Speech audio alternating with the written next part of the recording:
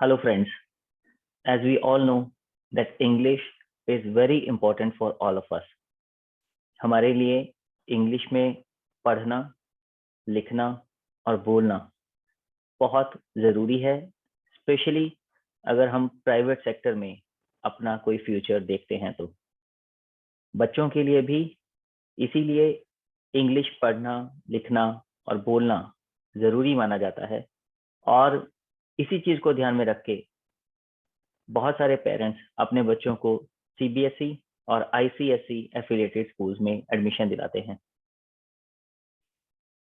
अगर हम सही से लिखना चाहते हैं तो उसके लिए सही से पढ़ना आना बहुत ज़रूरी है और पढ़ने के लिए, इंग्लिश पढ़ने के लिए हमें फोनिक साउंड्स का नॉलेज होना बहुत ज़रूरी है।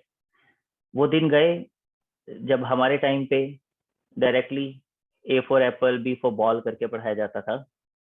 आजकल इंग्लिश के जो अल्फ़ाबेट है उसमें जो 26 लेटर्स हैं उनके अपने अपने साउंड्स और उनके कॉम्बिनेशंस के साउंड का नॉलेज होना टीचर्स, पेरेंट्स और स्टूडेंट्स सबके लिए बहुत ज़रूरी है।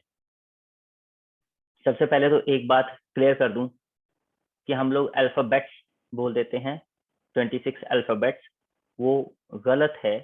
अल्फ़ाबेट एक ही है, जैसे हिंदी में वर्णमाला एक ही है, इसी तरह अल्फ़ाबेट भी एक ही है।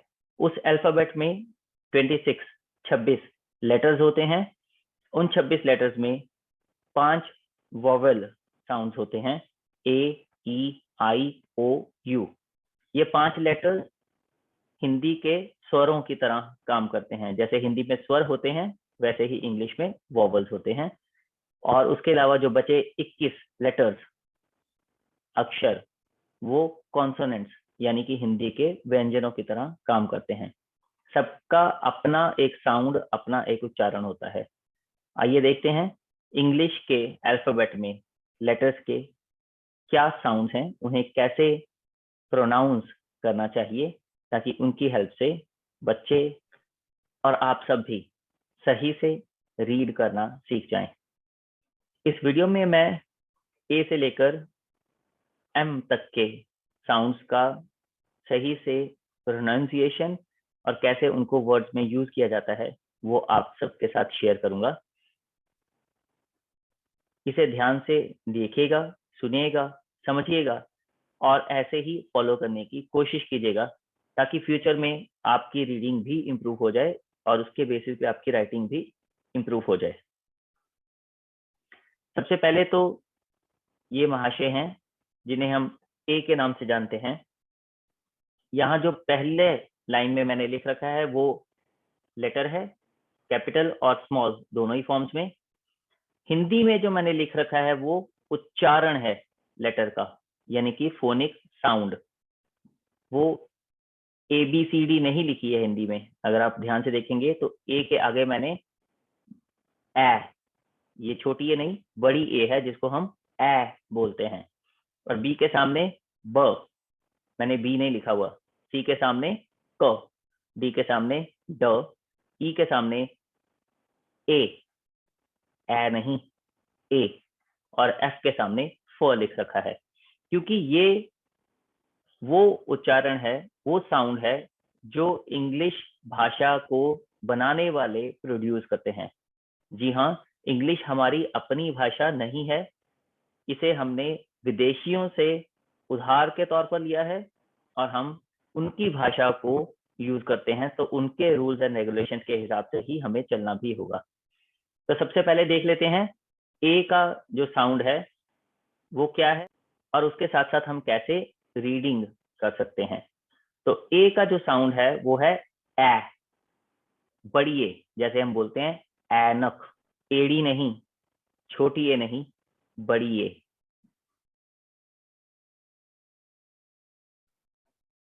जैसे ए, एप्पल,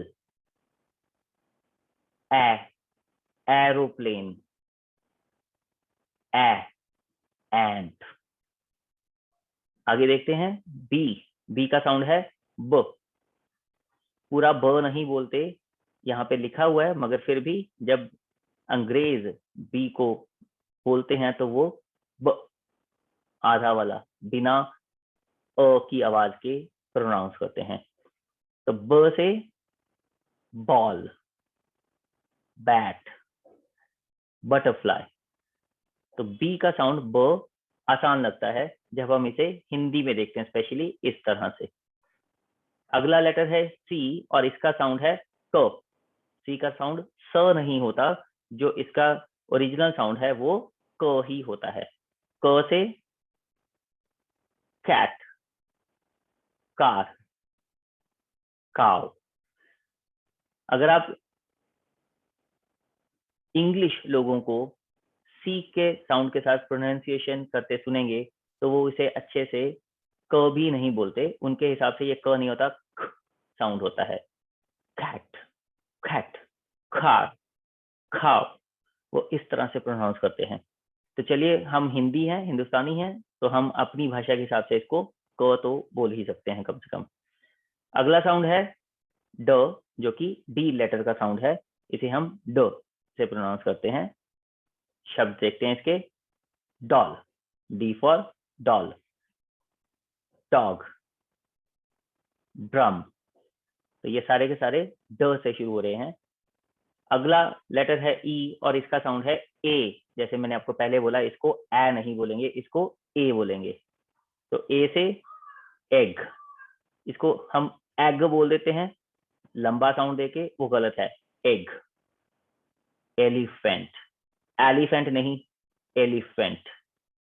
और इंजन, इसको नॉर्मली इंडिया में हम लोग इंजन बोल देते हैं, वो तो बिल्कुल ही गलत है। इंजन हिंदी में आता है, इंग्लिश में इसको इंजन बोलते हैं, इंजन। और जो इंजीनियर होते हैं हिंदी में, उनको इंग्लिश में बोला जाता है इंजीनियर, इंजीनियर। तो ए से उनको प्रोनाउंस किया जाता है। अगला जो लेटर है वो बहुत इंपॉर्टेंट है, एफ, फ। हम इसे फ के तौर पे लेते हैं।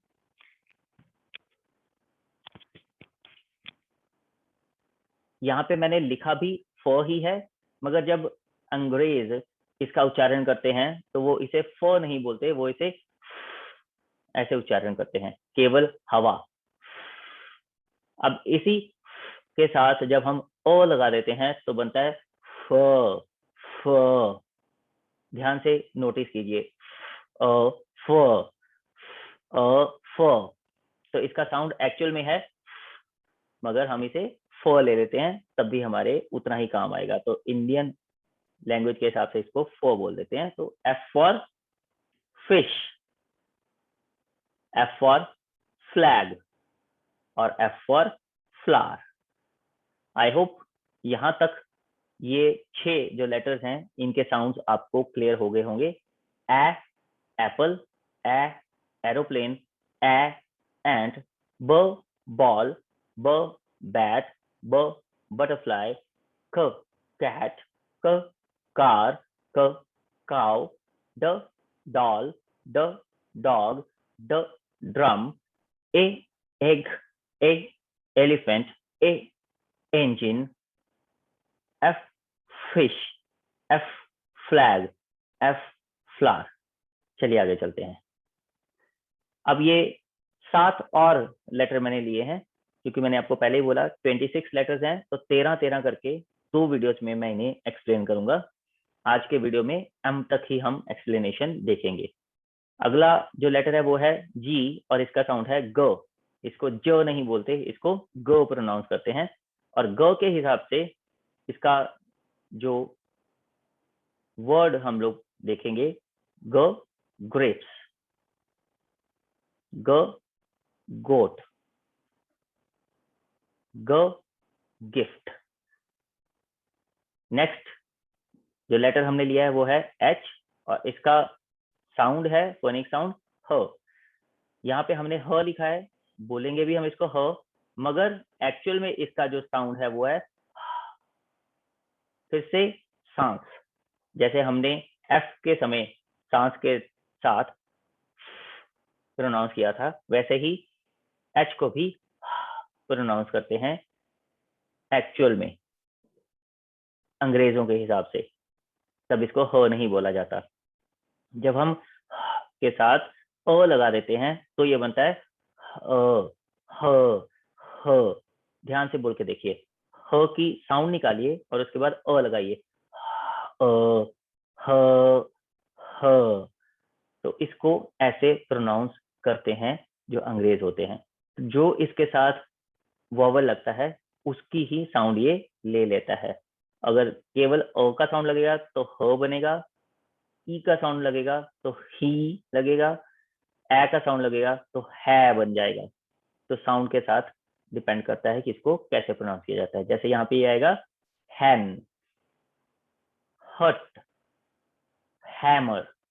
तो इस तरह से इसे प्रोनाउंस करते हैं हम लोग। अगला साउंड है आई का।